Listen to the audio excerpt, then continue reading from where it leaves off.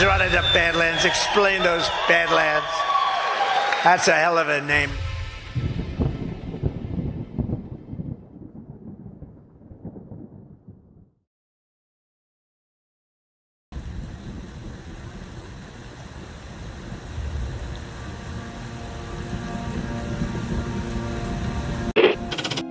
Mr. Vice President, I'm going off script again, I know, but I just want to personally thank you.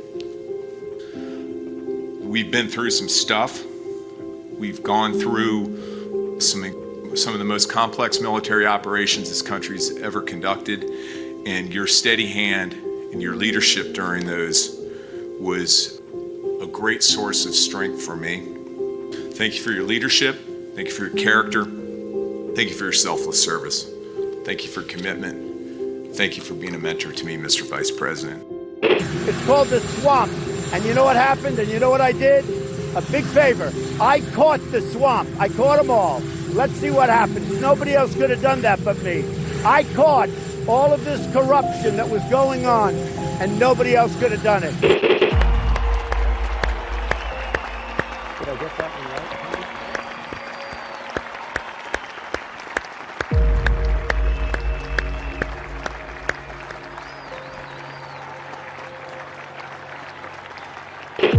Every 4 years, we gather on these steps to carry out the orderly and peaceful transfer of power. Today's ceremony, however, has very special meaning, because today we are not merely transferring power from one administration to another, but we are transferring power from Washington, D.C., and giving it back to you, the people. For too long, a small group in our nation's capital has reaped the rewards of government, while the people have borne the cost. Washington flourished, but the people did not share in its wealth. This American carnage stops right here and stops right now. The forgotten men and women of our country will be forgotten no longer. From this day forward, a new vision will govern our land. From this day forward, it's going to be only America first. This is a president of the United States who is a danger to the republic. America first. He knows he's an illegitimate president. The oath of office I take today is an oath of allegiance to all Americans. The great Trump recovery. America will never be a socialist country. I will fight for you with every breath in my body. Russia, Russian, pro-Russian, Russian, the Russians. Russia. And I will never, ever let you down. A dangerous virus is spreading rapidly in China, and U.S. officials are very worried that it could come here. This is really the worst attack we've ever had. This is worse than Pearl Harbor. This is worse than the World Trade Center. There's never been an attack like this. The time for empty talk is over. Now arrives the hour of action. What they're doing is using COVID to steal an election. Together, we will make America strong again. You know what it's about? Fraud, fake ballots.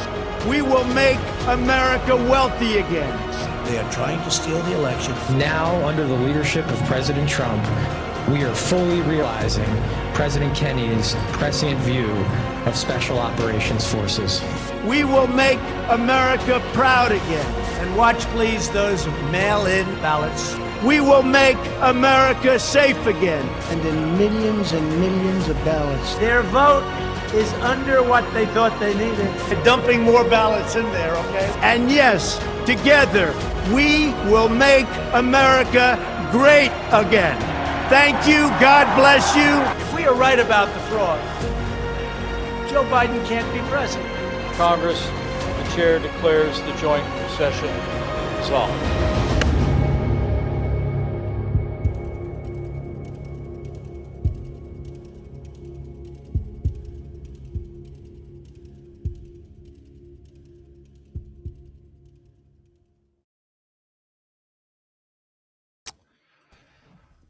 Well, good evening, my fellow Americans, and welcome to the Wednesday edition of the Devolution Power Hour.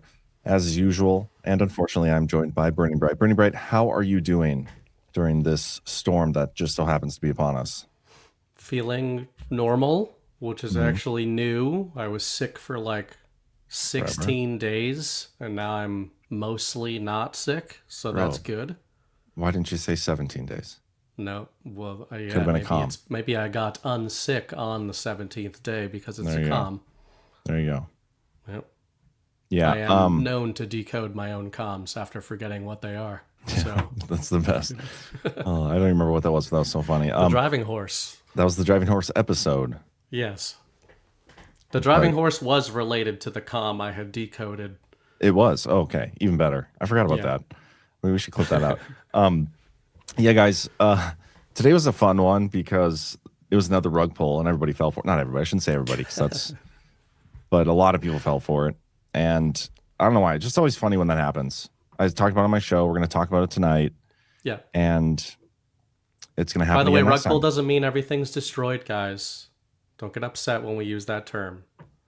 Yeah, I don't know why. People shouldn't be upset by it now. Not the ones that still watch us. Anyway, the people that I all think got when you say rug that, pull, there's people that are like, you're saying that everything is canceled and Trump is a failure? It's like, no, we're saying that specific predictions that were made were once more made very haltingly and with no logic applied to them whatsoever.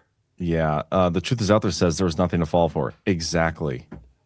But half the internet decodes everything, and so there was something to fall for. There were people that were at Lago last night posting videos like, I heard from my sources that it's going to be something big. You're going to want to tune in. And there were people saying, I think it was Tucker who got some call from a congressman like, we're going to war. We were given a secret briefing that we're going to go to war with Venezuela now. It's also stupid. And that's a rug on them, I would say. Oh, for sure. So this is where it could be a bicameral rug, which are some of the best rugs. Like, was Trump's speech tonight a rug on the establishment? I saw Chris posted on his feed about the little tariff statement Trump made. Chris was talking about Mark Levin and how, the neocons don't like that sort of stuff. Because again, if I didn't see those comms out of Tucker or any of them, but if they did expect some big warmongering announcement, then you'd have to think that got leaked out of Trump's orbit to them. And they're waiting for their marching orders in the media, and they didn't get them. Yeah, it could have been a leak. It could have been a setup. I saw somebody say, John's insulting me again. I think it was Randy. And yes, Randy, I'm specifically insulting you. And I know you're just joking anyway. But yeah, I mean, these are always fun for me. And we're going to talk about it. We're also going to talk about Dan Bongino. He is quitting the FBI and going back to the podcasting world. Not sure if it's because he couldn't change the FBI enough or if it was because of the scissoring being done by Tim Pool and Candace Owens. Yeah. We're not going to give him a show right away, but we will, we're going to keep the comms open to Dan. Yeah. We'll allow him back on Rumble anyway, Yeah. We'll see what happens with that. I am curious though, just like Matt Gaetz came out, after he left Congress, was going to like spill the beans on everything. I'm expecting, Dan Bongino to come out and do the same thing and spill the beans on everything. If you can't tell, that's me being sarcastic. You hung out with him the other day. No, he was like okay. I don't want to insult Matt Gaetz because it was cool talking to him. Like, he's very famous, and like I was expecting a little more, inside info, or like, maybe this guy knows something. Like he's pretending to not know something, but he definitely knows something. But I didn't get that impression. I got the impression that he's a normie, little normie, and maybe it's just me being bad at reading people. Totally possible. But some of his reactions seemed genuine, and I was not the only one who got that take. So, but yeah, I did meet him this last weekend. Lizzie Boston says the co-founders are not upset. You shouldn't be. You guys are in a good mental spot. But we'll talk about that. We'll also talk about probably the Susie Wiles thing a little bit tonight. I don't remember what else. I feel like we had a few other talks. On Venezuela, maybe. Neither of us have strong. Oh, there was some of the Pentagon shuffling. That's stuff. an interesting one. Yeah. What else do we got? Executive authority, executive orders. The media talking about that. Yeah, it's always which I fun. thought was an interesting button.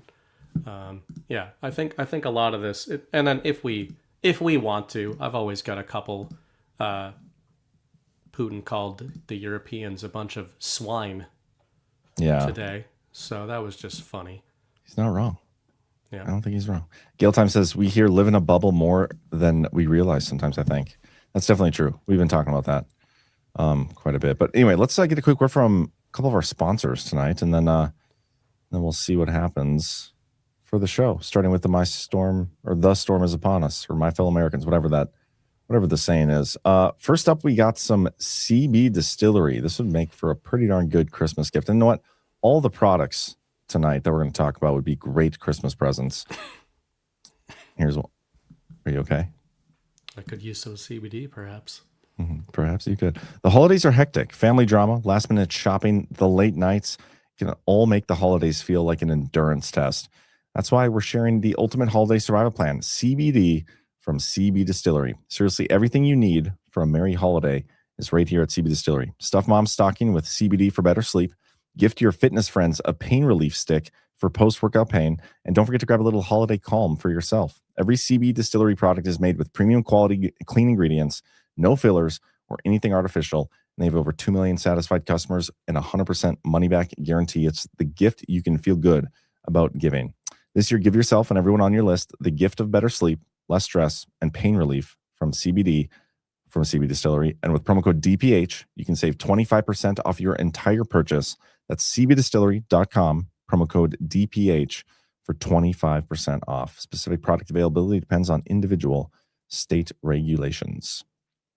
And we also got some Chef IQ. You guys know how much I love this product. And I already know a lot of people have got this for their loved ones for the holidays, but it's not too late. If you haven't gotten one yet for yourself or your loved ones, get on it. You know how every family's got one of those holiday cooking disaster stories? I know you got one. You said your dad almost burnt the house down. Ours. Yeah, not because of Chef IQ. No. But I actually have a story where Chef IQ saved our holiday disaster because during Thanksgiving, somebody accidentally turned the oven off, and the Chef IQ, it was like 15 minutes away from being done, and then all of a sudden it got to like 60 minutes, then 17 minutes, like started going the opposite direction. And that's when they noticed that it wasn't turned on anymore. It saved us. The Chef IQ Sense is the wireless cooking thermometer that takes all the guesswork out of holiday meals. Your roast, your turkey, or prime rib comes out perfect every single time, turning I think it's done into I know it's perfect. It even tells you when to flip, when to take it off the heat, and how long to let it rest. Basically like having a personal chef right in your kitchen. With Chef IQ, you can sip your cocoa and actually spend time with your family instead of hovering over the oven. And here's the best part. It's the gift everyone will love. Perfect for seasoned cooks, kitchen rookies, and everybody in between. This season, give yourself and your loved ones the gift of perfectly cooked meals with Chef IQ. And with promo code DPH, you can get up to 30% off on all your shopping there. Go to chefiq.com, promo code DPH. Again, chefiq.com, promo code DPH. All right, man. I mean, we kind of blew our load on this already, but it happened again. We had A lot of people did. It's every time this happens, Trump, says, I'm making a special announcement tomorrow from the White House. And the announcement comes, and everybody's expecting something crazy like the deep state has fallen, or the tribunals, or something to do with major election fraud exposure, which, you know what, maybe someday that stuff is coming. But every time I'm like, it's probably gonna be some boring economic thing, because that's what it typically is every single time, or some proclamation, or some investment announcement, like just something not to do with any of the exciting things that we're expecting. Not to say that it was a nothing burger, because the stuff he talked about tonight was kind of interesting, but it wasn't what everybody expected. Yet, all I saw on Twitter yesterday, from the time that was posted until tonight when it happened, was clickbait. A lot of clickbait. And some people are on the rugs. I don't think our audience was. But regardless, I don't know how we stop falling for this shit. It happens every single time. I would agree that most of our audience was not on the rugs. And I think this is simultaneously more annoying, but maybe a sign of things improving. When it comes to analyzing the mainstream media, I often use the Overton's goalpost refrain when they start kind of retreating from their rhetoric or couching their rhetoric even if they don't invert it and say the truth, it's a sign of retreat.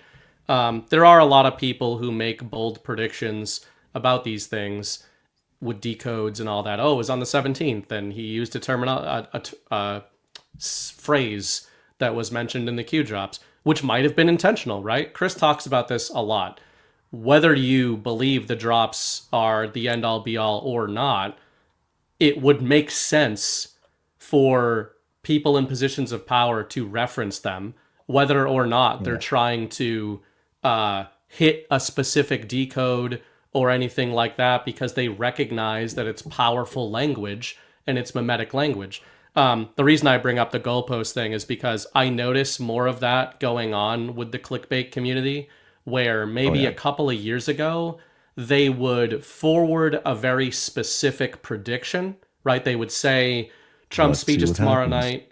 Yeah, we've got these decodes going on. This is what's probably going to happen. We'll explain it tomorrow night on the show. And now they've backpedaled from that, and they just very strongly tell you that they don't know what's going to happen, but that they know something's going to happen. And it leaves them this infinite void of plausible deniability. So they get to reverse engineer and spend the whole night thinking about how they can convince their audience that they did kind of predict what did or didn't happen, and how what did or didn't happen matched up with what they said was or wasn't going to happen, because they never said anything was or wasn't going to happen at all, because the secret is they're never actually saying anything at all. All they're doing is just decoding things, playing Match Online, as Chris says, or using gematria, and they're not actually, let's take Venezuela as an example. We're very open about not knowing exactly what's going on there, if anything's going on there, or how it's going to resolve, even if we have our theories about it. But there's a lot of people that are very confident on either side of Maduro bad, or this is a deep state takedown operation, and they will just continue to move those goalposts as each and every one of their assertions is proven wrong. But there's still a large audience for that stuff. There's a large audience that wants to be told tomorrow night's speech is the most important thing ever. It hits all these decodes and it hits all these drops.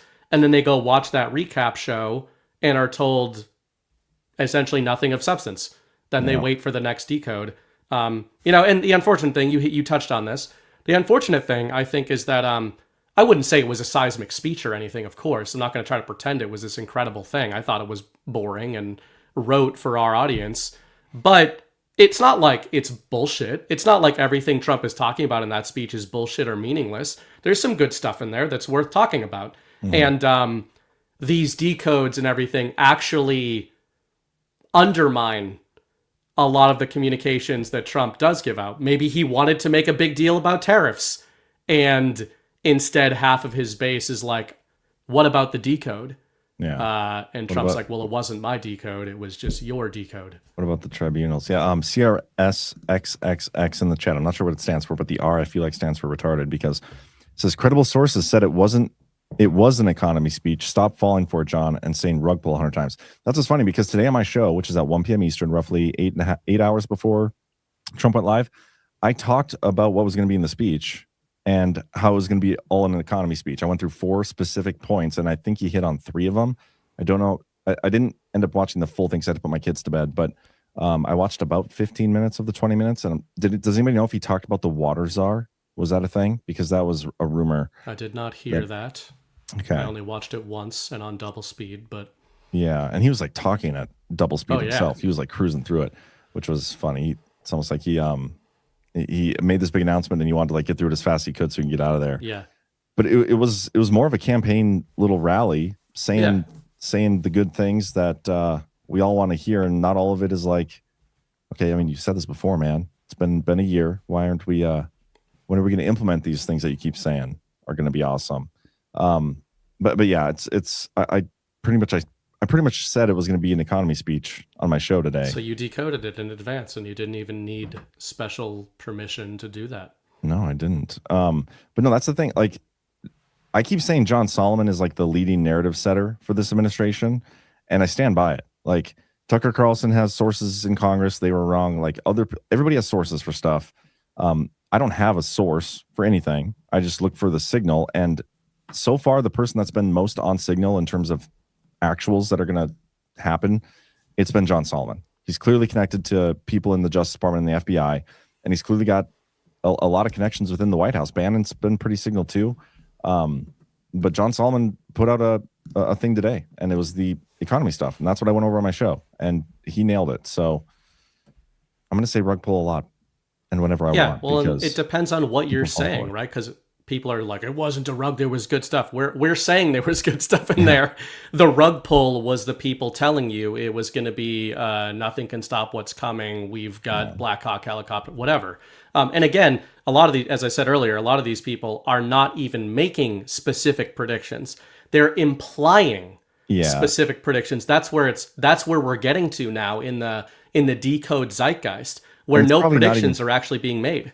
It probably doesn't even matter to this audience because, again, this audience, I think, has been the people in our audience that typically would fall for those kind of rug pulls. I think they've weeded themselves out of watching us because we're too realistic, I think, and they don't like us. But that's fine. You know, it is what it is. But anyway, so that happened and is what it is. I do like the he's going to use tariff income, and I think I saw he's going to pay military members $1,776, which is great. I would love some of that tariff income too. There was this is one of those speeches that I think you can, I'm using bicameral actually this time. You can argue on either side of it. I think, you like if you approached this feeling negatively about the way things are going, it's not going to convince you otherwise. If you approached this feeling positive about the trajectory, then it's not going to convince you otherwise. So that's good. He's saying, hey, we got tariff revenue coming in and the military is getting some money. The 1776 thing, I think, is, I don't know. I mean, maybe people are going to get mad, but it's like, you couldn't do $2,000. Like you did 1776 because it's a comm. I don't know. If I was like a Marine, I'd be like, couldn't do $1,800. It's just kind of a weird gimmicky thing. It's like, these are people's money. You're acting like, and first of all, I was just saying earlier in chat, that's less than my health insurance costs. It's not a lot of money. It's not this like game-changing amount of money for somebody who's got a family or something like that. But fine, it's cool if he's saying that that's what tariffs are doing. The tough things that, I did say in our chat earlier, I agree that his tone was very rushed, and I read that optimistically for 2026 and say, I think Trump is very well aware that people are not feeling that good. Yeah. And he doesn't really want to linger in the current timeline. And we can get further into the ops against him, which I am not endorsing.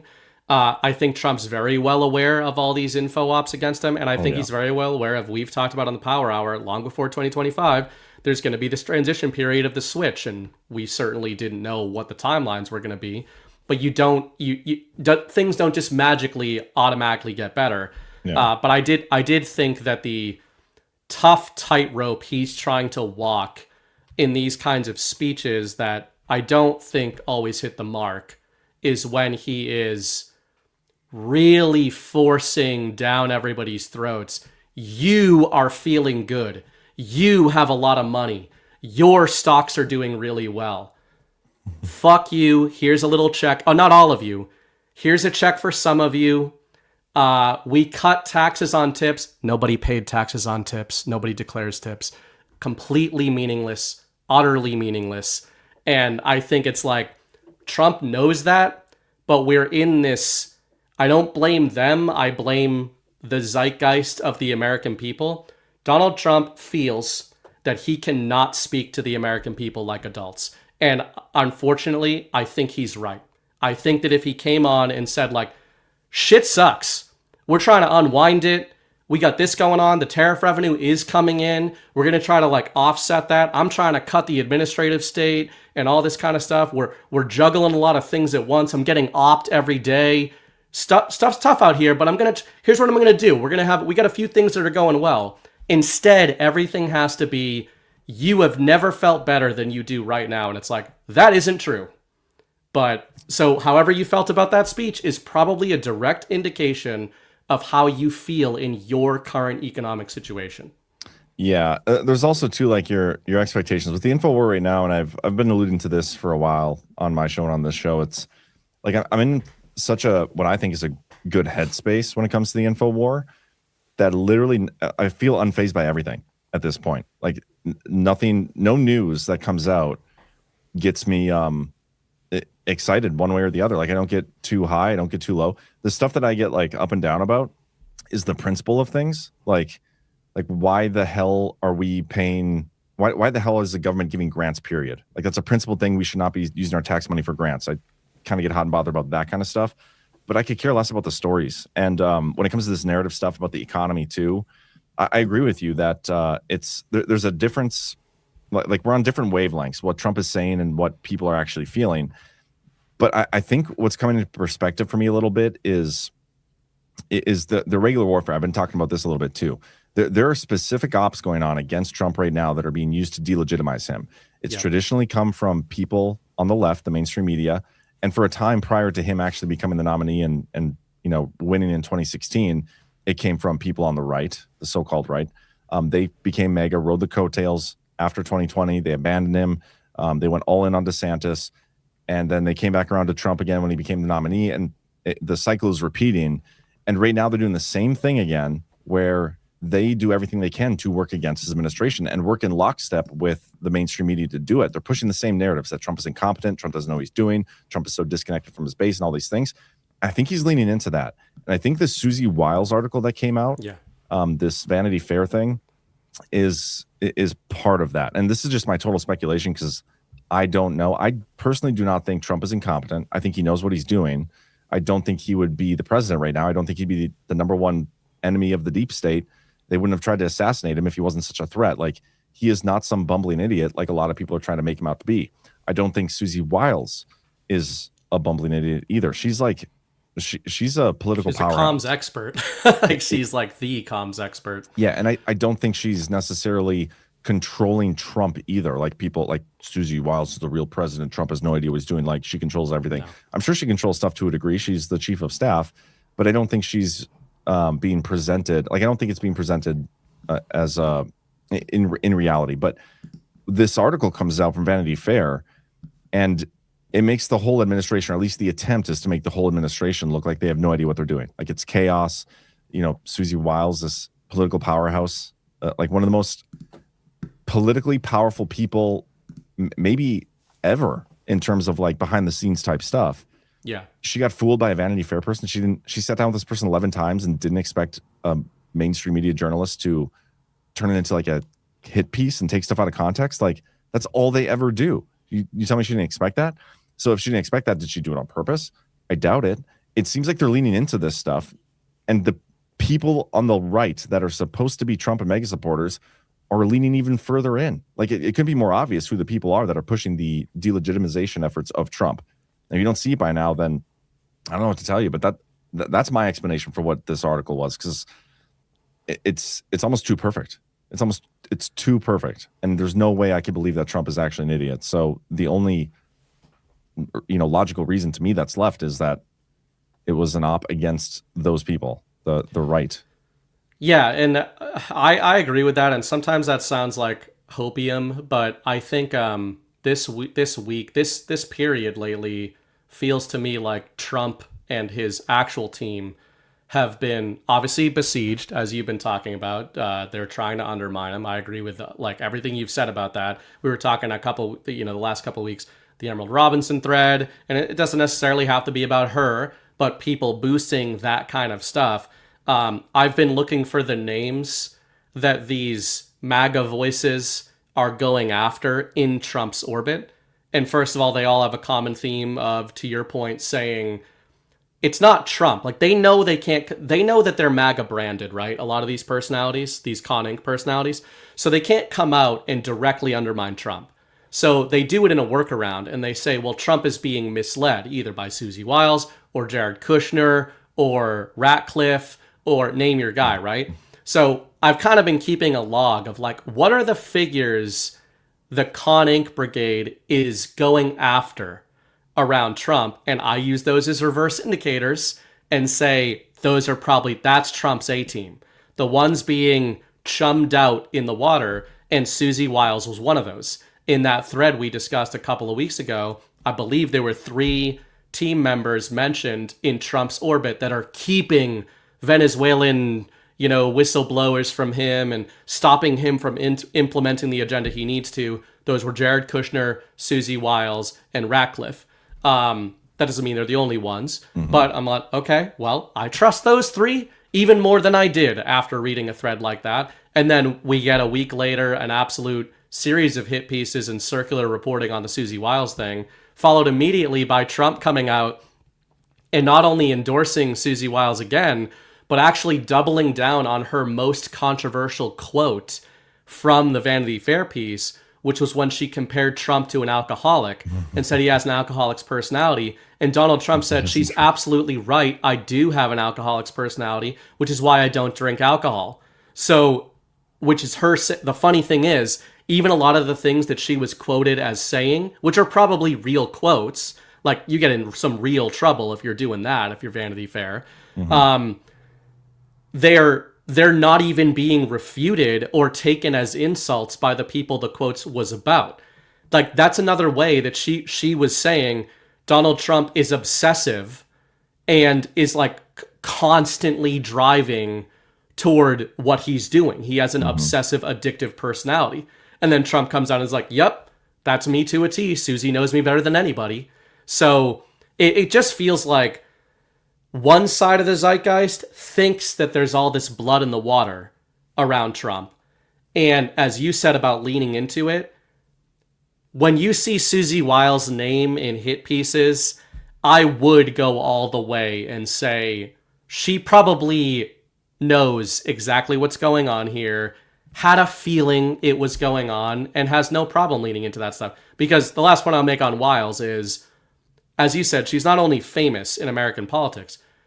For anybody that isn't aware of her background, she's famous for navigating things like this. Yeah. Like, she is known within the media as essentially being a media savant. She knows exactly how to control messaging. She knows how to do damage control. She knows who to talk to and who not to talk to. The idea that she's been taken for a ride like this is unbelievable, literally. Yeah. And there's something you said there, and I was going to comment on it, and then I lost it when you just had to extend your talking point. Can you rewind? Was it Trump's alcoholic personality? Oh, yeah, that's the thing. I don't even know what an alcoholic personality is, because I've been blessed. I don't know a lot of alcoholics, but the ones like I've met, they're not the same. It just, I feel like the alcoholism brings out the worst in them. Like, it brings out their worst personality traits. So I don't know what. It's another term. A lot of people use that to say an addictive personality, obsessive personality. You know, like you might find, you can find people who are really, really accomplished who have alcoholic tendencies who do not drink alcohol. In fact, there are many people who will not touch alcohol because they know that they can't. And I'm not talking about reformed alcoholics who literally know that they can't. Somebody like Trump might be being really honest there and saying, I am not somebody who should mess around with stuff like that because people that tend to have obsessive personalities, that can cause problems. Yeah. I feel like I have an obsessive personality when it comes to stuff. You're drunk, look at you. Yeah, well, I'm not an alcoholic, though. Barely drink. Yeah, the whole thing was interesting and silly, but I don't necessarily care as much about the actuals of the article or what's said in the article. I did read them.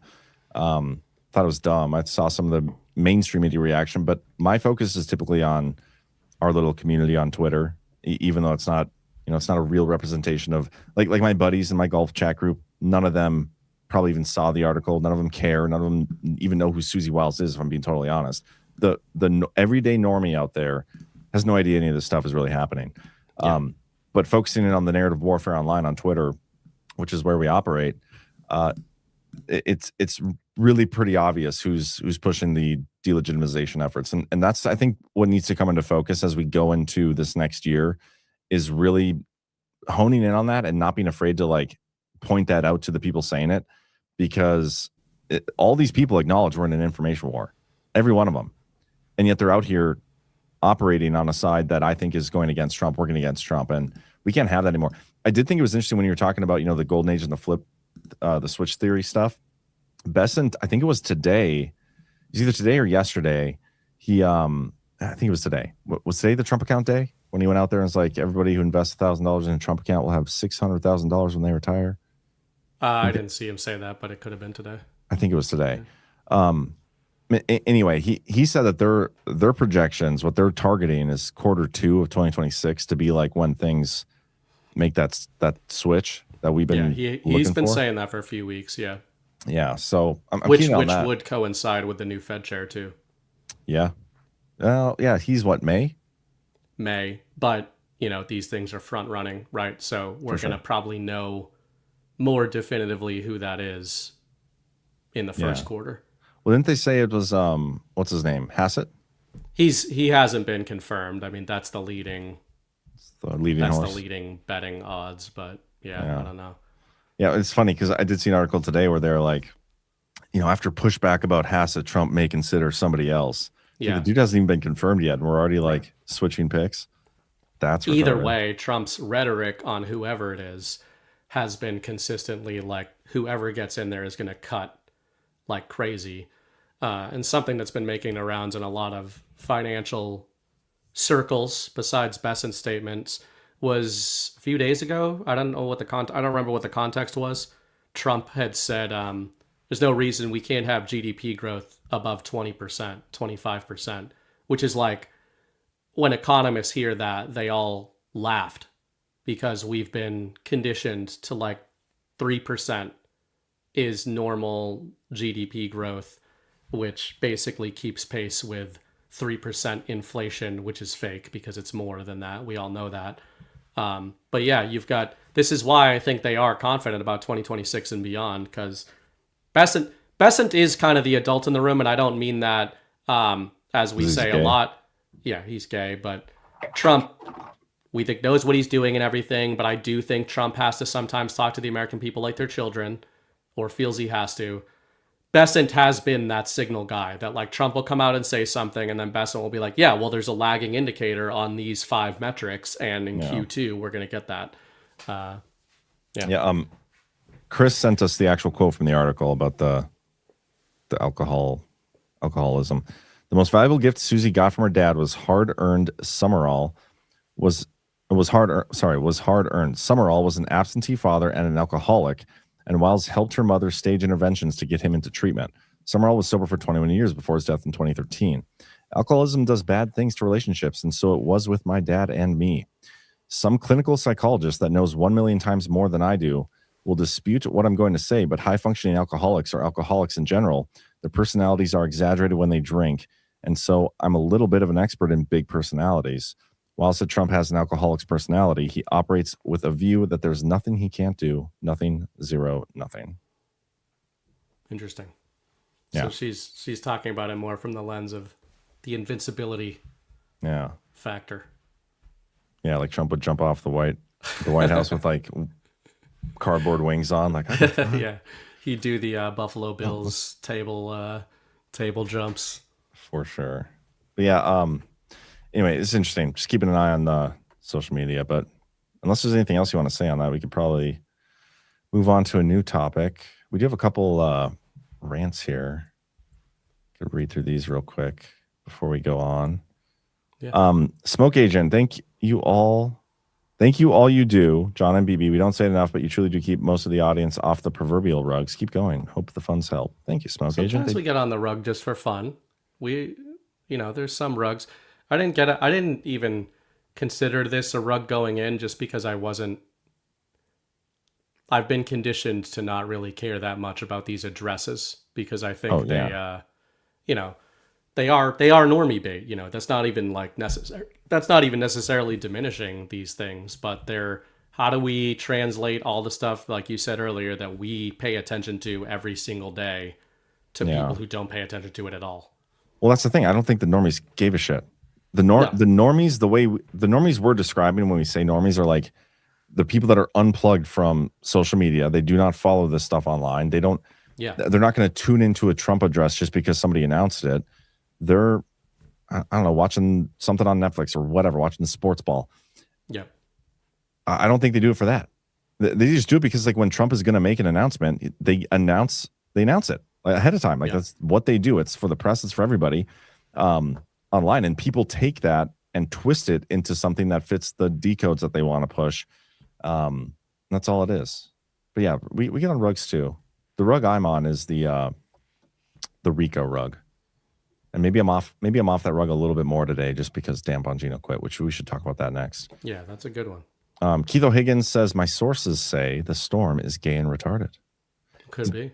Did you see the video of all the people who just so happen to be retarded putting a video compilation together saying how it's not okay to say retarded anymore?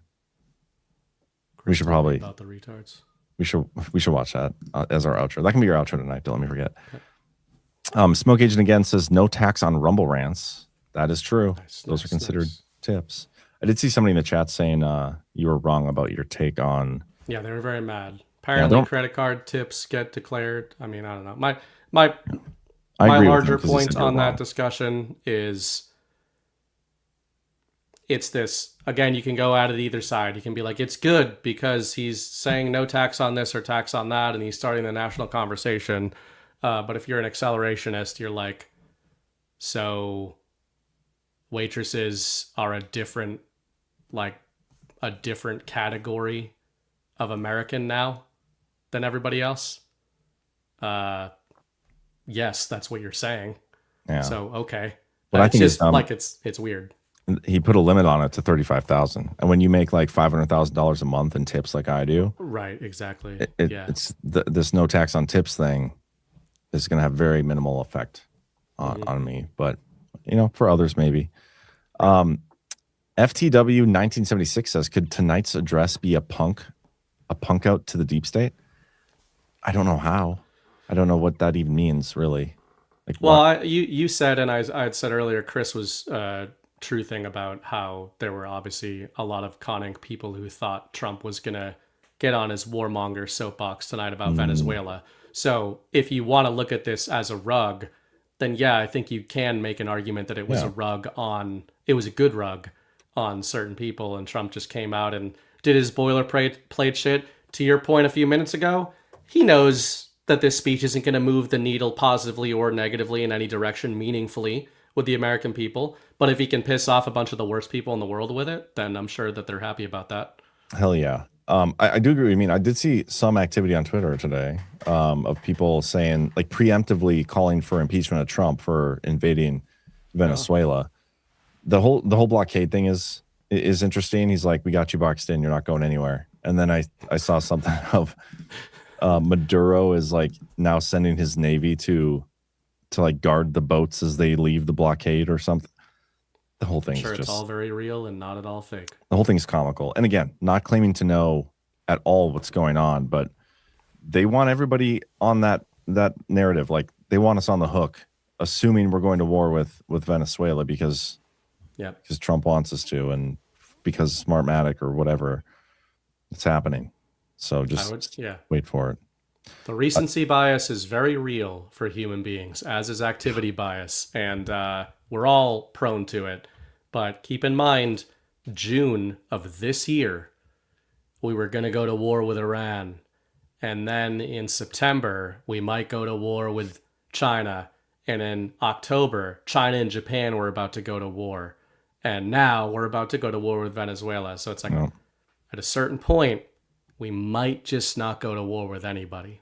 And you know what the lesson we learned from the Iran one is? We just need to send a nuclear bomb into the fentanyl plant. Right. And no. We need to blow up their ability to make fentanyl bombs. There we go. That's what we don't have to use a nuke. That's right. To do that. That's right. Because if we don't act quickly, they will have fentanyl bombs. Right. Probably in the next year or so. They have the capability. They could blow one of those up over a freaking Walmart parking lot, and actually nothing would change in terms of the behavior under that bomb. But they could blow it up over like a respectable establishment. That's like a basket of deplorables type comment there, bro. It is. But have you ever walked around a Walmart parking lot? Yeah. I shop at Walmart, dude. Occasionally. The ones shop at around Target me and Walmart. are a mix of white fentanyl people and Hispanics. But the Hispanics aren't fentanyl people? No. They're living the good life. They're just on welfare and everything. The white people are not, so they're all on drugs because they're depressed. No, what I feel like every city, typically, like every somewhat large city has 2 Walmarts, at least, some 3, depending. And there's always one Walmart that's like, we don't go to that we one. don't go to that one. That's that's Mordor. We don't go to that Walmart. That's a lot of them around me. Yeah, that's the South Walmart in it's a blue my town. state, though. So your red state Walmarts might be better and nicer than mine. Yeah, the North one's all right. Good people. Not too much Fellow shenanigans. North I haven't Dakotans. felt scared for my life at that Walmart, but the South one I have. When you're like walking around North Dakota, are people just like, sorry and excuse me and how you doing? Didn't see you there. Yeah. Well, sorry about that. Yeah. Yeah, They get that's some of funny. that. There's none of Mostly that. nice people. It's none of that around here. We're just like, why are you fucking looking at me? Yeah, you guys are all assholes out that way. People talk to each other like in a Dunkin's about the game, but that's about it. Wait, what? Like a Dunkin' Donuts, if you're in line or something. I don't even think we have a Dunkin' Donuts Yeah, in North Dakota or in Bismarck it's like anywhere. our church here now. But yeah, otherwise you just, you don't really do that unless you're at a bar or something. You could talk to people maybe, but otherwise it's considered assault. Yeah, I get that. I get not wanting to talk to people. Anyway, Jen Hudd says, I'm reading Susie W. is a Bush deep state puppet. She worked for the Bushes, so could she be undermining Donald J. Trump? Or is Trump one of them? And we are watching a show, I so pray not. And that's the funny thing. Like, how are people going to come up in the political world and like work for Trump? Like, is he supposed to have just all new people straight out of college with no working history? You know what I mean? But, she worked for Trump at one point. She worked for a lot of campaigns. She worked for Netanyahu's campaign. I don't know. She's the ice queen. She's again, it comes down to whether or not you think Trump is retarded. I personally do not feel that way. And if I'm wrong about that, we have bigger problems. But if he's retarded and Susie Wiles is like punking him and this deep state shill, then I don't know. We're in trouble. Ash 1776 says the word retarded was introduced as a more empathetic replacement for moron and imbecile. We're not changing it again. Coat morons and imbeciles. Yeah, we're not changing it. Can't take that word back. But yeah, let's talk Dan Bongino a little bit. So it has been weird how the rumor of Dan Bongino quitting has been coming up like monthly since February or March, like the whole time. Early. Yeah. Yeah. And even so with Kash Patel too, ever since he got in, like there's rumors that he's on the way out. Trump is upset. All these things. I don't know why Dan is leaving. I don't know if we'll ever get the truth about why he's leaving. I don't know if it's just because he was only going to be there for this long. I don't know if it's because he wants to go back to podcasting. I don't know if it's we don't know. But everybody's trying to look at it in the worst way possible. Like, oh, he went there, he realized he couldn't do anything and he left, or maybe he did get fired. Like nobody knows the truth, and I expect us to not get it. But the timing of it is interesting, with all these the Brown University shooting and not being able to get to the bottom of that, and the RICO stuff, like haven't seen any actuals from that. The Epstein stuff, haven't seen any actuals from that, and now he's on his way out the door. So I'm curious to see what he says about it. But also, I got a text today from somebody, and so this is like third-hand hearsay. I'm not putting any weight into it. But supposedly, allegedly, people are saying again that Kash is also leaving soon. Like that'll be announced in the coming days. I don't necessarily buy it, but I don't know, man. I don't know. I think Chris said it best. It's like somebody leaving an agency that shouldn't exist in the first place. Like, why do we care? Type thing. Yeah, that's exactly. That's I wasn't gonna go as harsh in the paint as Chris, but that's why we have him. We typically don't. But I do think a couple things. One, it's going to be interesting no matter what to see what Bongino says about it. I mean, he might. It's possible he just comes out on his show or whatever he does next and like kind of leaves it there and doesn't say anything and plays the high road game. It's also possible, and I think will be more telling in some ways if he comes out and hints very strongly that he tried to fight the good fight and he couldn't. If that happens and he's like, I couldn't get anything done there, I would actually trend more toward this being oppish. And by that, I'll take what Chris says and like, I can loop this into Patriot plans and not even need decodes to do it. We've been talking about this for years, and the last couple of weeks in particular, Trump, in his speech that is looped at the beginning of this show, said he's returning power back to the people. And as I've been saying on this show for months, what's been his stated core theme or agenda in 2025, a lot of it has been dismantling the administrative state, agencies, etc. Have we seen that? I mean, not really. We saw USAID, but what would it look like? Like, that's another question, right? Would a realistic dismantling of the administrative state and the bureaucracy of the federal government involve press conferences where Trump is like, and now this one's gone, and now there's no Department of Education, and the IRS is done, and everything? Or would it look kind of like what it looks like? Remember last week on the show, we had a couple articles about the IRS and how they were like, yeah, they laid off this many of us. Investigations are down 40%. Like cases are down 40%. IRS agents are being reassigned to border details. Like that kind of looks to me like the IRS is de facto being dismantled. Just maybe not in the way we thought. So what would it look like now? Should the FBI exist? Some people that like to virtue signal a lot in the MAGA community think that they are the stalwarts who are protecting us. And if you doubt that, turn on any network, CBS, Fox, whatever, at like 8 o'clock on a Friday, and there's an FBI show telling you that these people are stopping terrorist attacks every single day, except for the ones they can't solve that happen all the time and that are extremely publicized in the modern internet age.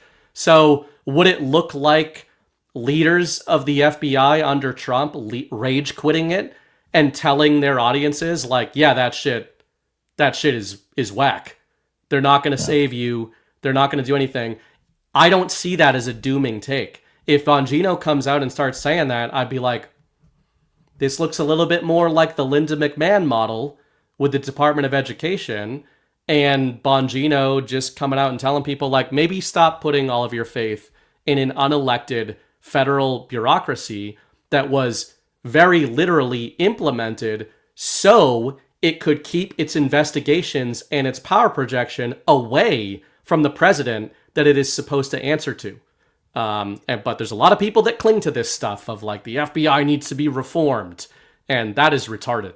Yeah, it's funny, like when they say that they're going to come out and foil, these like we just foiled another terror plot. They do that like once every couple weeks to a month.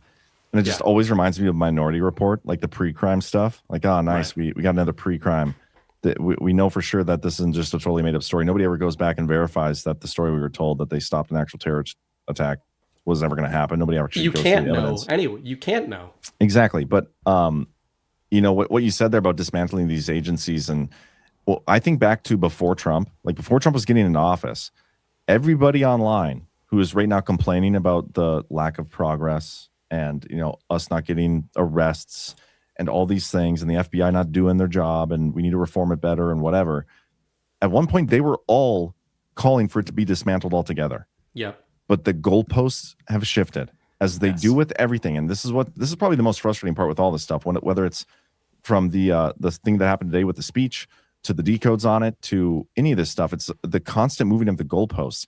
I just saw a post on somebody on Twitter who's like, I'm not going to lie. The president's thing tonight was a total letdown. Like, why would you call for a speech like this and not do it? It's, it's because you get so emotionally attached to these stories and you've moved the goalposts so much that you've let yourself down. Like your emotional attachment to the conclusion of these stories is what's causing you to have a letdown. And so even when it comes to like Dan and the Epstein and all these investigations, if you're not emotionally attached to the stories, you won't feel let down or you won't be upset. Like, if anything, I feel, I hope Dan is like, is happy. It's got to be stressful. He's had health stuff, like get out of it, go back to podcast, do what you love. Like, I like Dan. He's good at it. I wouldn't want to work for the freaking government. I would much rather watch Dan rant about how bad the government is and like call for transparency and stuff on the Epstein files, even though when he was there we didn't get it from him, than watch any more Candace Owens and Tim Pool scissoring. Like that's the gayest shit ever. I'd much rather have Dan out there. He's a better voice for any of this stuff. But totally agree. And on an actual level, I think genuinely that Dan being out there doing what he wants to do, because he's not a guy that's just going to not do anything. Like he's wired that way. It's very you've met him. I haven't met him, but like any account you hear about Bongino is that he is who he presents himself as. Like he believes the things he says. He I think he's a good guy. I do not think he's like a pretender or anything like that. I think he went in with his intentions as stated, and he ran into federal bureaucracy. If he's part of any op, I would think it would be a good op and a Trump op, like I just said about the McMahon angle.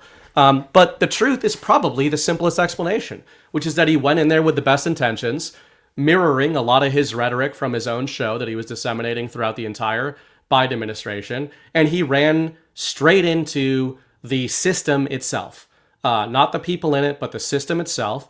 And that's going to make him way more valuable and way more believable. Like, he might have known all of this stuff before heading into the FBI, but now he has the credibility of having served in a very high position in it to come out and forward whatever rhetoric he feels he needs to forward. And besides the fact that these other people are annoying, is Bongino going to do more good for American culture being in this silent role in the FBI that doesn't do anything, and that he's de facto admitting doesn't do anything because he left? Or is he going to do more by being free?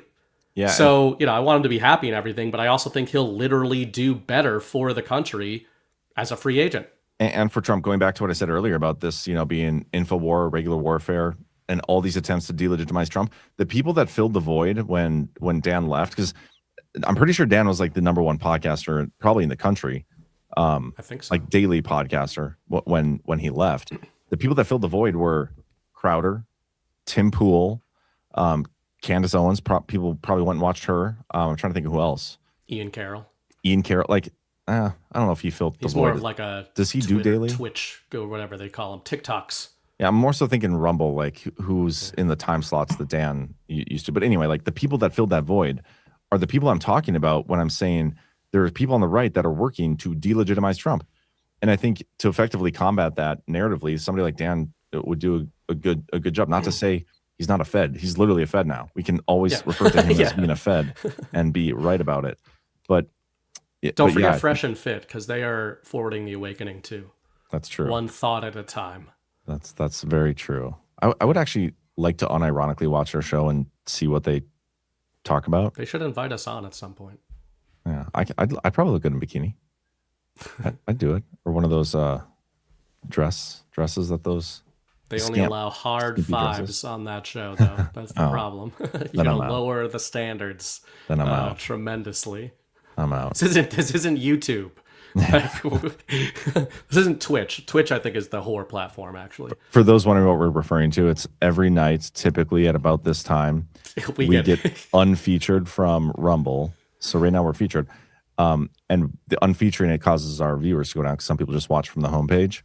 And the channel that they feature is called Fresh and Fit, where they just have a black guy or two interview a bunch of whores. Yeah, I was going to try to be a little more politically correct, but there's no need to be. A bunch of whores. Yeah. And apparently it's must-see TV because... Yeah. Gassed up mids, as some would say. Gassed up? I don't even know if I call them gassed up. It just kind of means like uppity. They always got something to say.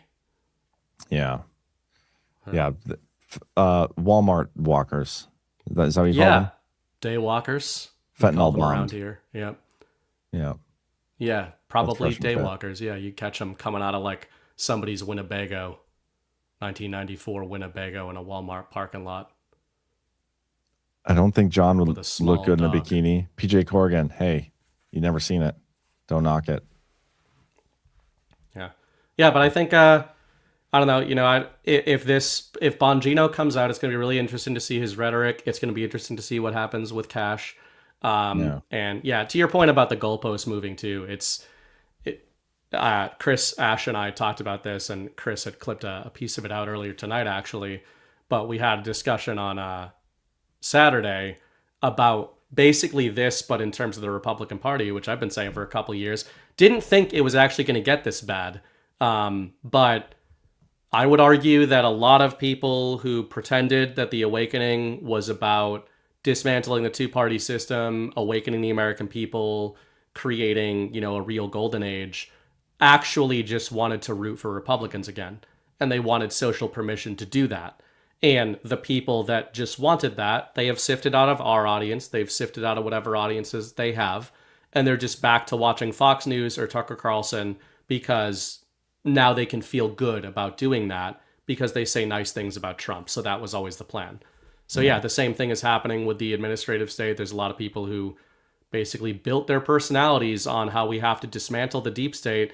And, maybe this is exposing that a lot of people consider the deep state a group of people. And I mean earnestly, that I think where people go wrong is they consider the deep state a group of people. They don't consider the deep state a system. And the system, I believe, is what needs to be dismantled, not the people. Both would be nice, but if you get rid of the people and the system remains with the same incentive structures it already has, we are just going to get the same problem. Yeah, I think kind of in line with what you're saying there, I think a bigger problem that people realize is the social media realm, the people who don't actually attempt even in the slightest to think for themselves or speak truth. So many people are, doing this on different incentive structures. Like they get sold something, so they buy into it and they post about it for the clickbait and all these things. I think it's a problem. And I think we see it being capitalized on because these people aren't on Trump's side. They're not America first. They're for whatever they need to do to get the most clicks. Yeah. I think that's something that it's been exposed many times along the way, but still so many people don't recognize it or see it or call it out or whatever. And so again, if you're Trump and the good guys and you're working to expose those people, because those are not people that you actually want to be like the new media when all is said and done, you need to go through this phase where they get exposed. You know what I mean? And I think that's kind of what part of this is exposing those people. Like, I want to read something Chris said in our private chat, but I don't want to say that. So Chris, if I can, let me, I should just let him say it. We'll save it for Saturday. Okay. Because I don't want to steal his thunder. It's brilliant though. We had talked about this on last Wednesday, actually, the attrition idea. We've been using it as a bit of a theme, both within and without Badlands. But yeah, it's absolutely a real thing. Last Wednesday night, we had talked about how maybe they could go faster, in whatever way you want to define that. Maybe there are aspects that they could go faster, or maybe to my earlier point, they could communicate in a way that would be less frustrating for us. But there are strategies at play here, and a lot of those strategies are narrative right now. I mean, look at the battle space. Chris, Ash, and I were also talking about on Saturday night, again, the circular firing squad between all these Con Inc. influencers. They're all going after each other now. That's a good thing. It's annoying. It's annoying to just watch or be exposed to countless headlines about Erica and Candace and are they going to kiss or not. But, speaking of gassed up mids. But, that's the good thing is I think some portion of their audiences have been burned out by the whole thing, burned out on one of them or the other one. And that's probably a good thing and might be part of what Trump and team want. I cannot get over the underlying assumption from these people that Trump has no idea what he's doing. And it's funny because a lot of the people that are pushing that have built their entire following and brand off of Trump being the exact opposite of that. Yep. It just blows my mind. It blows my mind. And so anytime I see that, I just think Trump's not retarded, guys. I'm sorry. He's bringing that word back, not because he is that, because it's the way it always should have been. Yep. But anyway, what other topics we're going to talk about? You know what? Let's do this real quick before we move on to our other topics. Let's get a quick word from our other sponsor tonight, and this other sponsor is us at Badlands. For those who are new to the show or haven't made your annual lotion purchase yet, now's the perfect time to do it because Soft Disclosure is owned by the people here at Badlands Media. It supports the people here at Badlands Media, but it's not just us. So far, my count is 4 American companies that this supports because Badlands Media, Willow Wind Farms, Annie, the one who makes it, she gets the supplies from other American, basically her neighbors, and there's 2 of them for sure that I know of. And I think there's probably more. So 4 might be minimum 4 American companies are supporting with one purchase. It could be even more than that. I'll have to verify. But we talk about putting your money where your morals are. This is a great way to do it. But you're not just doing it for the principle of it. You're also doing it because the products are actually fantastic. The lotion, top notch. Can't find anything better. The deodorant lasts forever. You may not need to ever purchase a deodorant again. Don't quote me on that. But Which seriously, wasn't a good business model, but the deodorant one was not the best business model because the returning customers, they repeat. Once you buy it, you will come back. Yeah. It just might be a while because it takes that long to go through a stick. It's crazy. 2 months. No, not joking. The towel bar, everything. It's top quality, top notch, and it'd be great for presents. Whether for yourself, you want to spoil yourself or your loved ones. I'm telling you what, this is a great way to do it. You can even re-gift the deodorant, the used deodorant. Used deodorant can be re-gifted. Yep. I'd actually recommend doing that so you can get through all the flavors. Otherwise, you may not get through all the flavors in a single year because you're not supposed to eat the deodorant. No. Well, you can actually, though, right? I think you can eat pretty much everything. You probably could. It's all like you organic. Shouldn't, but some would. If you eat the deodorant, just don't tell anybody because it'd be a weird thing to say. Like, yeah, I eat my deodorant. I put it on my toast in the morning. You know, like that's a weird thing to say, but you could. Technically, you could. But anyway, quick soft disclosure plug. Soft Disclosure just dropped new favorites for the season. The lotion, your 5-ounce favorite, is still here. And now we've added full 11-ounce bottles. New Lavender Tea Tree Deodorant, clean, calm, and effective. New Tallow Bars, Chamomile Lemon Rose and Naked. Rich moisture that actually works. And now the lineup is complete. Beard oil in unscented and spiced vanilla. Palo lip balms, available in chamomile mint, vanilla, naked, and vanilla tangerine. Palo Bar Minis for pocket-ready hydration. Available in vanilla coffee and naked. And finally, lavender vanilla lotion. Clean, calm, and made to work. Visit softdisclosure.com. Use code Badlands and get 15% off. Soft Disclosure. For truth you can gift. I will say I've actually been using the beard oil. I didn't even know we had it. Oh, yeah. I forgot about that, too. We do have some. That's apparently awesome. Just have given up shaving, so it's very useful right now. And I want to give a shout out to another one of our sponsors as well. Before we move on from the beard topic and the other This is still on the beard topic. Okay. Well, why is your beard... Okay, you go first. I was going to say Jess... Our own Jess has her own products at All Good, and one of those is a beard cream that I've been using, and it's tallow, which I was like, I don't know, I guess I'll try it, and it's been fantastic. So that and the beard oil, I've been using the Soft Disclosure beard oil and the All Good beard cream or whatever they call it, tallow. Yeah, I use the beard oil as well, the scented version, and it's also fantastic. Couldn't agree more. But my question was, why is your beard 3 different colors? Yeah, it is, isn't it? Yeah. This is... I just noticed it now. I can't unsee it. Mostly. Is it like blonde here? It looks more brown than blonde, but... And then what would you call this? Darker than that? Yeah, like black. Those are the 3 colors you see. Black, brown, I see black, shit brown, and like white. Gray, yeah. Yeah, this is like the only area that is like some of the blonde from when I was a kid is still there, I guess. Never Tri-cameral.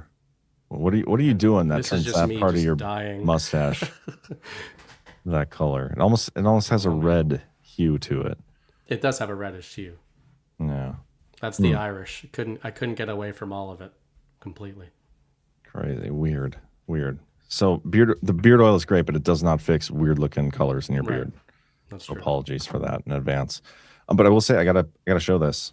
The chat, the people have spoken. Love my soft disclosure deodorant. Oh, where'd it go? Oh, we removed a bot.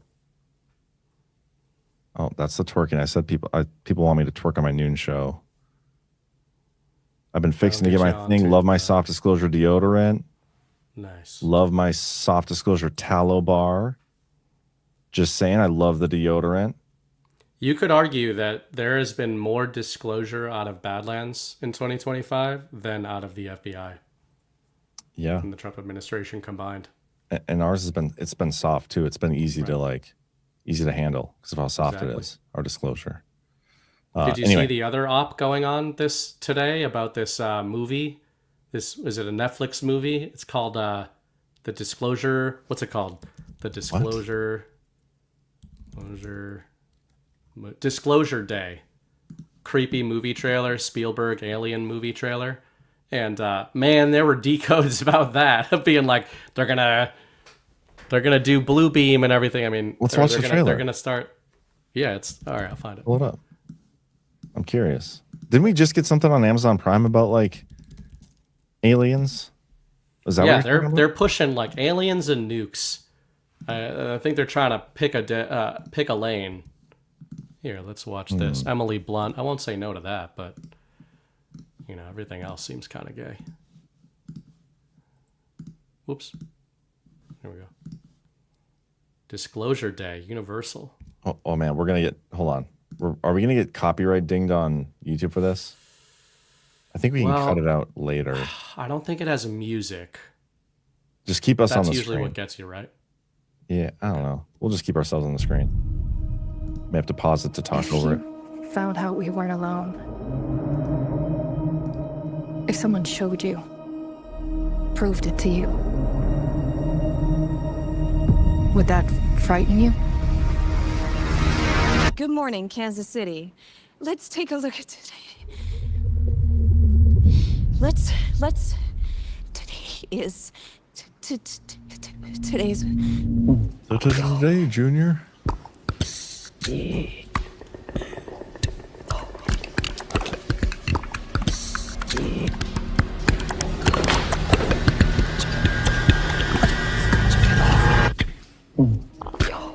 What? First of all, the way this trailer is cut, I don't know how that scene is cut, but it implies everyone in the world is enraptured live by a weather report. Yeah. Which seems like it's not the Super Bowl. There's even a bunch of nuns watching it. I assume that's intercut footage. I'm just saying for the trailer people out there, that's a weird way to cut this. Well, I mean, if we're being honest, weather people are about as accurate at decoding the weather as some of the decoders online. We'll tune into that. So I mean, who knows? Probably a lot more accurate at the weather. Probably. People have a right to know the truth. It belongs to 7 billion people. What is it? You wouldn't believe me if I told you. So I'm gonna show you.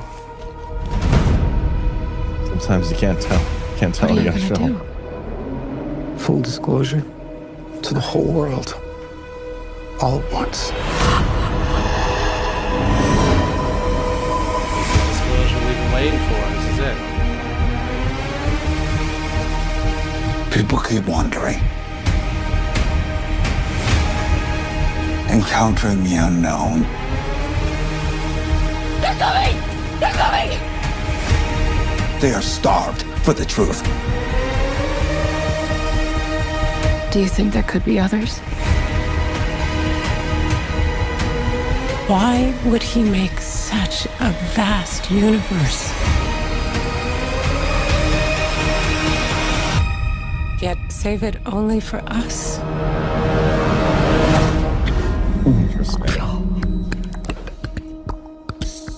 Clickety clacks. I feel like we need to intersplice that like whatever that trailer with lotion products, our soft disclosure lotion line, just every time. Well, it might work because I saw decodes with hundreds of thousands of impressions on Twitter about the clickety-clacketing noises and how they're using sign coding to subliminally program people, and that the movie is called Disclosure Day because they're disclosing that that's how they subliminally program people, I think. So I don't know if it's a white hat op is the claim being made. But anyway, it is interesting that the establishment is like leaning back into aliens in 2026. There's that movie. There's one coming out with Ryan Gosling in the first quarter called Project Hail Mary, I think. All about like him and an alien doing some mission to save the world. And it's kind of weird. Like, when are we going to get Men in Black 4? Stuff was very gay. That's what I want. Men in Black 4. We need that. That's alien content I want. I did see Anna Polina Luna recently on some news channel talking about the UFOs and how I can't say everything because some of it's so classified, but they're there. Anyway, let's talk about what we're going to talk about next. Best alien movie is Signs, by the way. Yeah, it's pretty good. I actually got really scared by that movie when in theaters. I went and watched it for my cousin's birthday party, and I was like hiding my shirt the whole time. I had to call my mom in the middle of the movie, like, "Mom, I can't be here. I'm not old enough to watch this movie." She didn't come pick me up though. Traumatized me. We could talk about the executive order stuff. Probably not as exciting as aliens, but there was the article that came out saying Trump is so far, even though it doesn't feel like it, because lately he's been on a dry spell these last couple months. He's issued like 2 or 3 executive orders, and they've been boring ones like reducing the tariff rate on China or whatever. A couple of those, but also he declared war on fentanyl, or declared them weapons of mass destruction. That was interesting. But anyway, so far this year, he has issued 221 executive orders, and that is now more than he issued in his entire first term. Super exciting stuff. As always with these things, I find it kind of less interesting what the statistics are. I find it more interesting that the mainstream media, this was like one of the top items on Axios today. I wasn't able to read this because it's behind a paywall and I couldn't get the archive to work, but this was published the same day, and it was a big piece by the Wall Street Journal that's same subject matter. The year Trump changed America and the world, a muscular use of executive power has disrupted industry and global alliances since the president returned to Washington. But I thought it was interesting that the media is running, while they're simultaneously, as we said earlier in the show, trying to say Trump is unpopular, he's losing his support, like his coalition is falling apart, his base is abandoning him. They're running a parallel narrative of Trump is circumventing traditional presidential power to lean into executive authority, which is what has made him so dangerous, and implies it's going to make him more dangerous, which is also interesting in light of, you've been using the word undermining lately in terms of what they're trying to do with Trump. But what's one of the main topics we've discussed in recent months of what they're trying to undermine him with? It's the midterms push, right? So I thought of that in light of these headlines of going, are they going to steal the midterms and it's not going to fucking matter because Trump isn't really governing through Congress. He's governing using presidential authority, and the media is trying to target that because they know he doesn't really care that much about who's in Congress. Yeah, I mean, if again, not a new topic or a talking point here, but if you're the enemy, your primary goal is to just outlast Trump this term. Yeah. Like, you just have to stall as long as possible, shut down the government altogether if you can, which they did. Congress has definitely not been in lockstep with Trump. I think they've only codified like 12% of his executive orders or something crazy. Stupid low. They can't do anything to affect this. They're illegitimate, most importantly. If you're Trump and you have an illegitimate Congress, you're going to rule by executive order. Like, it makes total sense what he's doing. And the most fun part about it, in that Axios article, they talk about how, all of this stuff, like, it's mostly been challenged in the courts. And, we're trying to, what we've been saying, figure out the parameters here, the outer limits of his authorities. And those things need to be redefined, and they need to be taken back to a earlier constitutional time frame. You know what I mean? But what's the theory? Unitary executive theory? What's the word?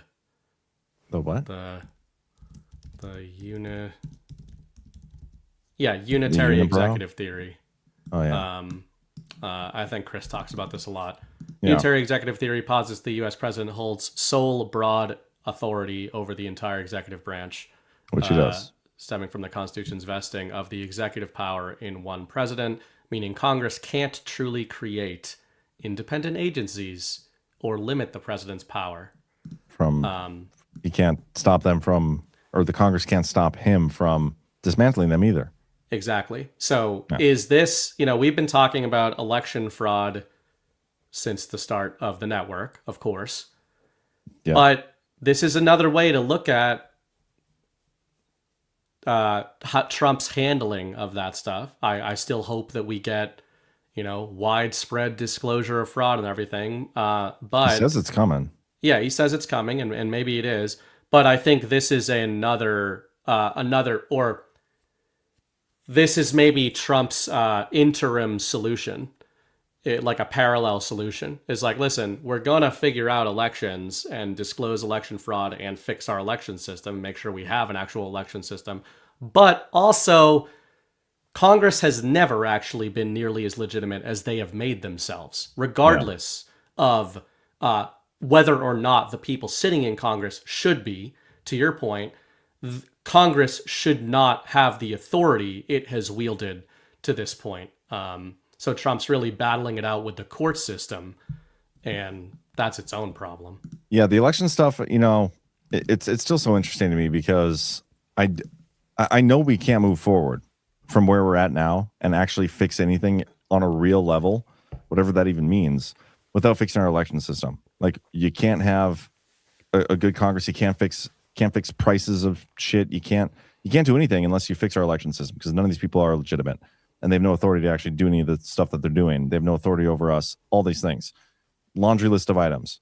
You fix that if you find a way to have real legitimate elections, and you don't get there until you actually expose the bad stuff. And I know some of it's been exposed. We talk about it, but the real election fraud is, and that's what's funny about it, because Trump keeps saying, we're going to have some stuff coming about that soon, truckloads of evidence or whatever he says. I think I have a clip I can play you guys. Yeah, right here. This is what he just said the other day.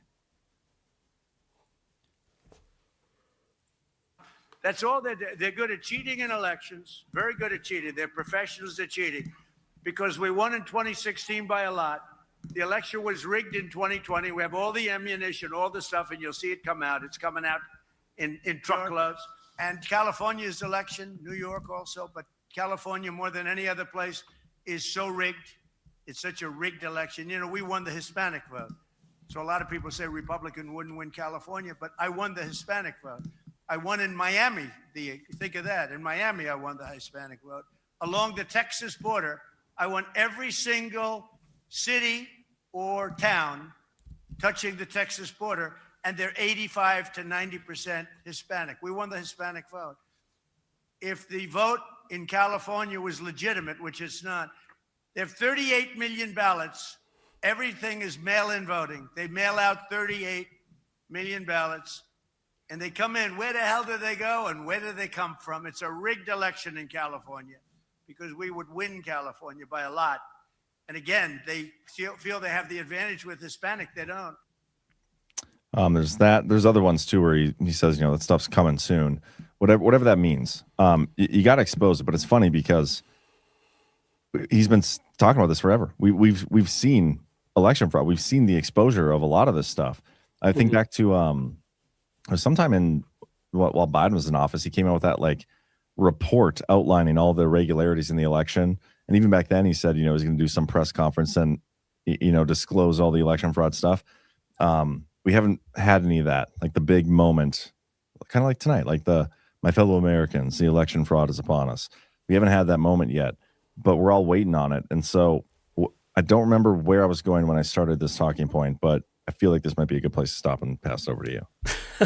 I don't disagree with any of that. I would just say that this executive authority conversation makes me think, I mean, you're right that we don't have legitimate elections, but I think that we've talked about that as the foundational problem, and maybe it's not. Maybe the foundational problem, the first problem, and this is putting a white pill on what Trump is doing, admittedly, maybe what Trump is concentrating on is defining government authority in the first place. Because let's say that we get everything our little hearts desire in terms of legitimate, real elections.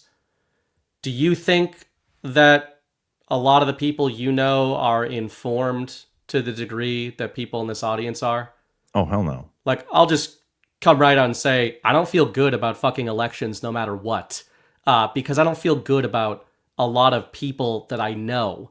It doesn't make me feel better. Like, yeah, would I rather the elections be real and the votes be counted as submitted? Sure. Do I think most of the people in Congress would still be the ones there in a real election system? I actually do. Because I don't know. They're the ones with money. They're the ones with money. They're the only ones people know. They're the ones who run for Congress. So there's so many other problems in terms of like who's actually being put in front of the American people as the candidates for president. And that's why I think actually the foundational issue is what power does the government have over the American people? Because you can vote all we want and even vote in real elections. But if you're in the minority, then 52% of the country gets to decide who has authority over you and like asymmetric control over your life. It's a much larger conversation, but I think that for sure. Trump might be trying to get us there with some of this executive power stuff.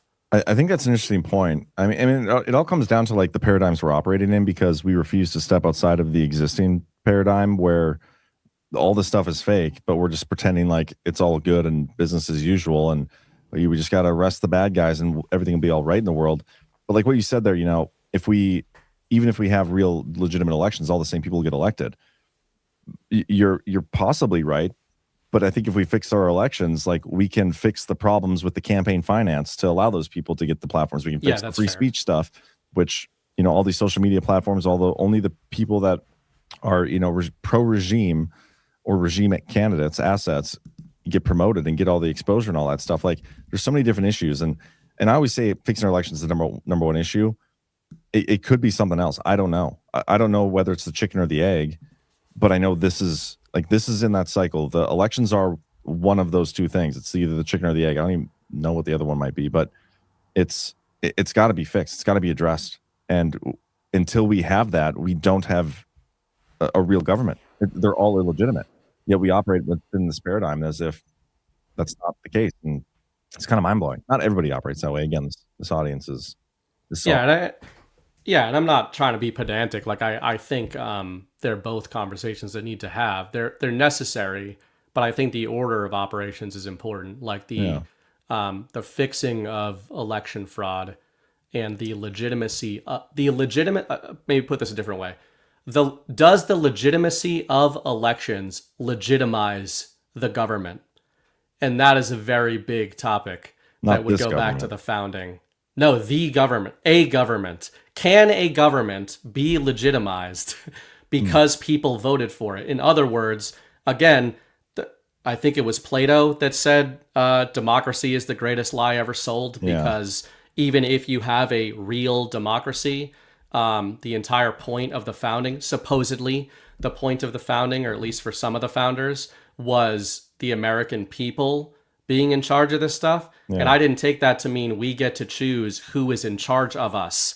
Like, and I think there's a lot of gaslighting that's gone on, and conservatives are just as bad about this as liberals are, of being like, once we have free and fair elections, we will then get to determine who is in charge of us. And it's like, hold up, let's back up. That's not the way it was supposed to be. And again, these are different conversations, but maybe part of the reason Trump is delaying the election fraud conversation is because he doesn't want everybody to be like, once we have fixed elections, everything gets better. Maybe he wants the argument to be, how much authority do you, the American people, think we, the government, should have over you? Is it none? because is it course. as close to none as possible? Yeah. Mileage varies there. No, you're absolutely right, and that's a great point. I didn't take it to that level, but I totally agree. Like when I talk about we need to have legitimate elections, it's for a government that doesn't even exist right now. As it is. Like the government I want and see in the future, like my golden age, with free and fair and actual honest elections, is a government that like barely exists. Like they should have no effect on my life hardly at all. I shouldn't have to pay taxes. I shouldn't even know. I don't want to know who my freaking elected representatives are. Like, they shouldn't fucking matter in any way. Yeah. That's I always thought of them like, and I haven't done as much thinking on this as a lot of people have, but I think the best role, if there's any role of government, the idea was defense, right? It was security. It was national defense. I'm not saying I agree with that or not. I think that's a good argument to have if you have superpowers out there, or if you have anybody out there that's, are militias going to work in terms of defending the interests of a nation? I don't know. Should we have interests as a nation? Or should our interests more be about the American people? These are obviously big topics, but I think, in kind of your model, the government really should be a referee between sovereigns, not, although referees are horrible. Maybe this is all connected. Maybe I just decoded another one of my own statements. All the gambling scandals with referees in sports. Wow, we can't have referees either. Golden That model's never going to work. That model's never going to work. By the way, that's true. Your boy Drake May sure looked like an MVP candidate until he ran into a real MVP candidate. Yeah, that was some humble pie. Josh Allen gave him a little bit of a hole up there. Yeah. You're not supposed to have pie between the holidays. You have it on Thanksgiving, you have it on Christmas. You're not supposed to have it like December. Let me be 10th. fair. I shouldn't say I was glad to see Patrick Mahomes tear his ACL because that sucks. But fuck the Chiefs, they suck. Patrick Mahomes. I take full responsibility and credit for it because I was in Kansas City when I guess I was leaving. Right. But I like Josh Allen, even though I want to beat them. I think he seems like a swell guy, and he's really good. And if he won the MVP, I think he'd deserve it. Yeah, basically, I also take full credit for Josh Allen because his coach at Wyoming used to be the coach at NDSU, Craig Pohl. Did he watch your baseball games? No, he did not. Oh. He did not. He was a tier below Carson Wentz. But I still take full credit for turning Josh Allen into the football player that he is today. Right. Based on that association alone. So I'm looking forward to him thanking me in his speech. That's what I'm trying to say when he wins the MVP this year over Drake May. Right. Man, hey, big MVPs don't win Super ACL Bowls. tears this year, by the way. Micah Parsons too. Right. Yeah. Anyway, John have to always crap on BB. I'm not crapping on. I'm crapping on his NFL team. Have you heard BB talk about football? We are insufferable in New England. Yes, you are. I don't know if there's anything else really to talk about. So, yeah, I mean, Heather Jones, dang John, you sound as bad as Fannie Willis' testimony today. She's a narcissistic piece of work. It's the women way, man. It's those women out there. 6 degrees of success. I like that. Grimmer 714 is black pilled. You're not black pilled. You're going through the. They might be calling us black pilled. No, I think some of the comments he was making came off as him being black pilled, and that's okay. Everybody goes through a moment where they're black pilled. It's like their dark night of the soul. But if you do it properly, you can handle your black pill and come out on the other side Badlands pilled, and just totally in tune with the psyops and like laugh at it all. Yes, and I think the discussion we just had about presidential authority and all this kind of stuff. I had Jonathan Drake on the narrative on Sunday night. That was a great episode. We talked about a lot of this. Spooner, Chris talks about this a lot. I don't think that's a doomy take to start talking about government. And if there's some 7D narrative chess going on and Donald Trump wants everybody mad and wants everybody fighting, it could be that the reason he wants everybody fighting is because he wants everybody to stop worrying so much about what's going on with the government, because the government is going to be much less important in all of our lives going forward. Yeah. I don't think the Great Awakening was about getting more Republican seats in Congress, but a lot of people seem to think it was. Yeah. I don't know, man. Just the midterms. If we don't. Yeah, that's true. We will. We don't win those all midterms. Die. Yeah, we instantly die actually if the midterms go against us. Yeah. I wonder how many times like they're gonna be able to sell like this is the most important election we've ever had. Because every election we go through now, the stakes are even higher. The stakes have never been higher. I think they're saved, right? Because Erica, Kirk, and Candace, I think, are going to make out, and then the midterms are saved if they do that. Yeah. Speaking of scissoring, what really happened at that meeting? Right. I don't know. The world may never know. We'll have to wait for the next episode of Thoughts on Parade. Yeah. On, Fresh and Fit. Fresh and Fit. We'll wait until Fresh and Fit. They should have done their reconciliation there. Yeah, okay. It would have been fully appropriate. Tim Pool could have been one of the thoughts too. That would have been great. Yep. Oh man. Did he quit yet? Did Tim Pool quit yet? I don't know. He's threatened it again, but no, he hasn't quit. I think I saw he was like live in Vegas or something. I feel like that guy drinks like warmed up milk at 2 a.m. Tim Pool quits as often as Alex Jones gets shut down by the. I was just thinking of Alex Jones. Yeah. Once every couple of months. It's going to happen at the same time. We're going to get, they're both going to get so mad at each other because like the time Alex Jones actually gets shut down by his employers, aka the deep state, Tim Pool's going to quit and make a big show of it and then sign with Netflix or something. But hey, for just $4.99 a month, you can keep Alex Jones coming back for more. That's all it takes. Yep. Just get those supplements. Timmy Pool drinks soy milk. That's probably true. Probably drinks breast milk, for being honest. He's still drinking the boob, going back to the nip. We got any boosts, man? Probably. Who knows? Wednesday is such a weird word. Wednesday? We can all agree on that. The way Wednesday? It's spelled. Wednesday? Yeah. Another word that, what was the word that you kept trying to say earlier that you almost messed it up but didn't? Oh man, I was going to call you out for it, but you technically said it right, but you were like stumbling on it. You were reading about, what were you reading about earlier? The unitary theory? Yeah, but I think I said that right. I know, but there's a word in there. What? You read the boost. I'm going to find it. Unitary executive theory? Yeah, but there's a word in, just don't mind me. You just go. It's from 1027 JS, my fellow North Dakotan. Chris said he owned 3 North Dakotans on Tuesday night. Yeah, what does that mean? What did he mean by that? I don't know. I wasn't able to decode it in real time. He tried to backpedal swiftly away from it, but it was asserted strongly. He owns 3 North Dakotans. He owns 3 North Dakotans. Yeah. Does it have something to do with me calling him a co-founder? Is that why he's trying to claim ownership over it? It could be. Something? He might have let the cat out of the bag early. Oh man, I don't have time for another lawsuit. Can you wait until this one? I think the lawsuits cancel each other out. If you get sued, like 2 cancel each other out, 3 gets worse. I feel like my lawyers would disagree. Yeah, they like it. Well, that's what I'm saying. They don't think they cancel each other out. I don't think that's how that works.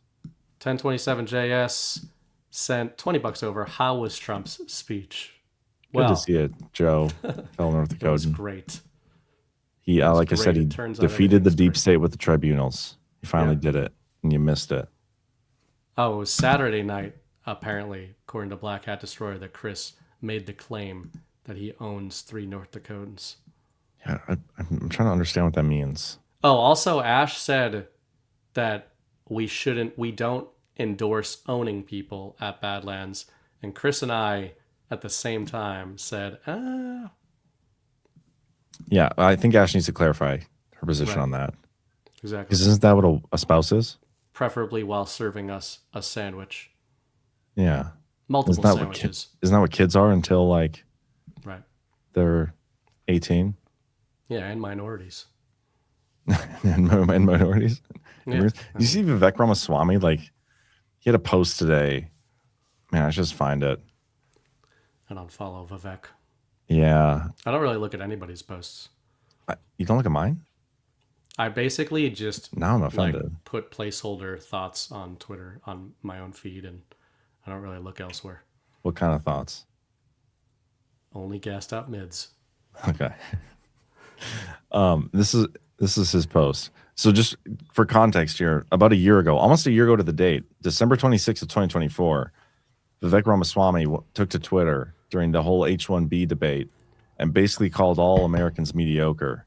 And like, that's why we need the immigrants, because your guys' work ethic sucks and you guys can't do anything great. Paraphrasing, don't sue me, Vivek.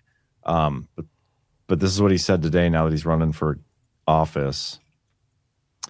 American identity isn't a scalar quality that varies based on your ancestry. It's binary. Either you're an American or you're not.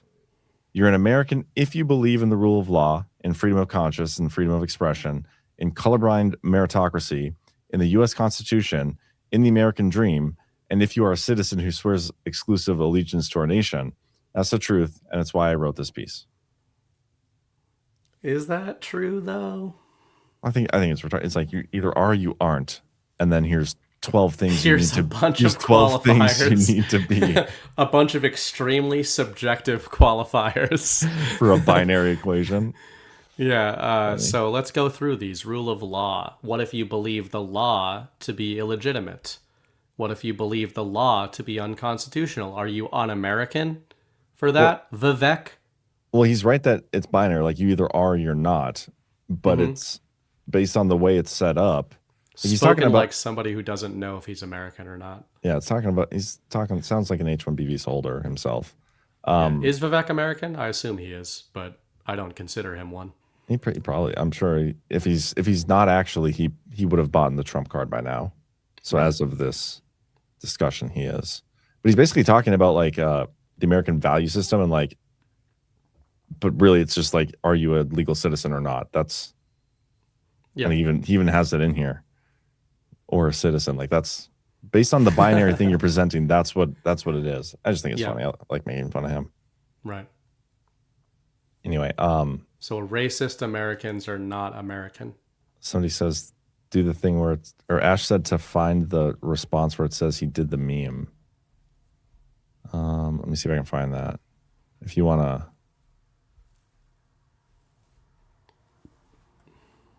I'm just go through the boosts. Man, Vivek was such a big name, and I feel like he's not anymore. This is a good after one. that divorce. How do you do, fellow Americans? That's good. Ash, I don't know what you're talking about, so if you want to find it for me, that'd be great. Do we have any more boosts? No, we got. I don't know if we went through all the rants though. No, we haven't gone through any other rants. Oh no, we did earlier, didn't we? Yeah. I don't know if we got any more. Let's see how we do. The final demand says 36 years in food service. For 20 years, it's all card tips, not cash, which you have to report. Waitresses aren't the only ones that get tips. Millions are about to get a refund of a year's rent plus. A tip is not pay. All right. I approve of anything that proves BB wrong. So, Forever Tool 67, this is directed as a thank you to Ghost and Ash for doing the show about The Chosen. They saved 2 lives. Thank you deeply. And then again, says Forever Tools, I'm trying to change to $150. Technology sucks. You know, we'll wait until you get that figured out, man. Yeah. Take your time. Take your time. 148 more of these. You'll be right there. Yeah. If you do the same rant 148 more times. Maybe try to go to the boost option, man, and that way you can leave it to Ash and Ghost. If you go to badlandsmedia.tv/boost, and then you can become a Badlander if you want, which is monthly support, but it's actually more money going to the hosts because we don't take 20% like Rumble does. We charge whatever the credit card processing fee is. The rest goes to the hosts, and you can select the chosen show to give it to. So that's what I would do if I were you. Because if you give it to us on this show, they will not see a dime of it. Right. Anyway. By the way, if there are any of you watching this show that backed my campaign for my book and did not receive your book, you need to email realmrsburningbright@gmail.com with your information. Do not email her if you didn't get the book, but there are like 15 books at my house that people paid for and have never sent me their information. So I can't. Maybe you should just take a hint, BB. Yeah, I mean, I'll take it. I got the money for the books anyway, so start just giving them to other people. You gotta do it. So that's not what I want to play. We're gonna end now, guys. So we're gonna end with this video for the outro. You guys are gonna love it. Terrible. Yeah. Hit that thumbs up. Do us that favor if you wouldn't mind. And I'll be back on tomorrow on my daily show at 1 p.m. Eastern. Daily Herold. BB, you'll be back on what, Sunday? Narrative. Who's your guest? I don't know, actually. Oh. I'm gonna scrounge around. You do some scrounging. Maybe you'll find somebody in this compilation here to come on and join you for an episode. Anyway, have a good night, everybody. We'll see you next time. Dear President Trump, words matter. Calling someone. The R word is a dirty, Disgusting. insult. It is demeaning. It blinds people from seeing capabilities. It's hurtful. And it destroys dignity. We are hardworking, Capable individuals. Mr. President. We are not punchlines. Please lead by example. We are a better nation than this. Our country deserves More from our leaders. if we truly want to make America great again. We can start by treating people with respect. Let's rise up. Because words Do matter. We've got a dummy. Dear We have a legitimate dummy.